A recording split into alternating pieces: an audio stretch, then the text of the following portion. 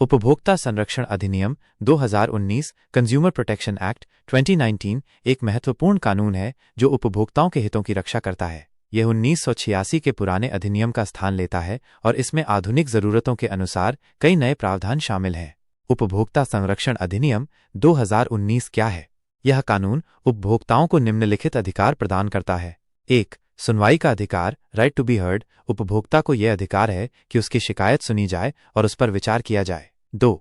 उचित जानकारी पाने का अधिकार, राइट टू इन्फॉर्मेशन। उपभोक्ता को वस्तुओं और सेवाओं के बारे में पूरी और सही जानकारी प्राप्त करने का अधिकार है। 3. चयन का अधिकार, राइट टू चूज। उपभोक्ता को विभिन्न वस्तुओं और सेवाओं में से अपनी पसंद की चीज चुनने का अधिकार है। 4. सुरक्षा का अधिकार, राइट टू सेफ्टी। उपभोक्ता को ऐसी वस्तुओं और सेवाओं से सुरक्षा का अधिकार है जो जीवन और संपत्ति के लिए हानिकारक हो सकती हैं। 5. मुआवजा पाने का अधिकार, राइट टू रिड्रेसल।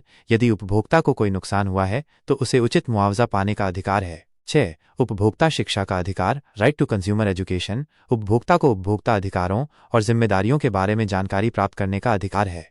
अपील का प्रावधान, अपील प्रोविजंस, चरण दर चरण।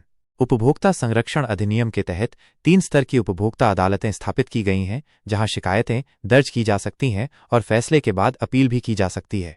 1. जिला उपभोक्ता आयोग, डिस्ट्रिक्ट कमीशन। विवाद की राशि 1 करोड़ रुपए तक। अगर आपको जिला आयोग का फैसला मंजूर नहीं है तो अपील करें।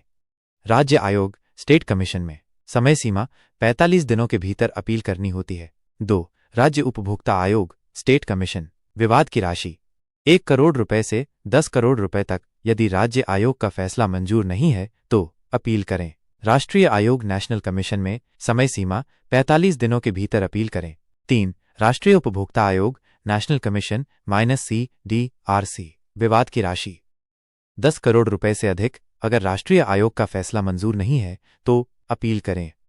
भारत के सर्वोच्च न्यायालय, सुप्रीम कोर्ट ऑफ इंडिया में समय सीमा 30 दिन के भीतर। जरूरी बातें।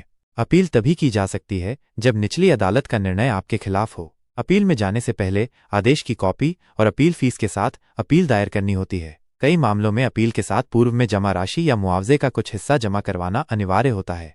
यदि आप किसी विशेष केस या स्तर पर अपील करना चाहते हैं या अपील के प्रारूप और प्रक्रिया के बारे में अधिक जानकारी चाहते हैं तो कृपया बताएं।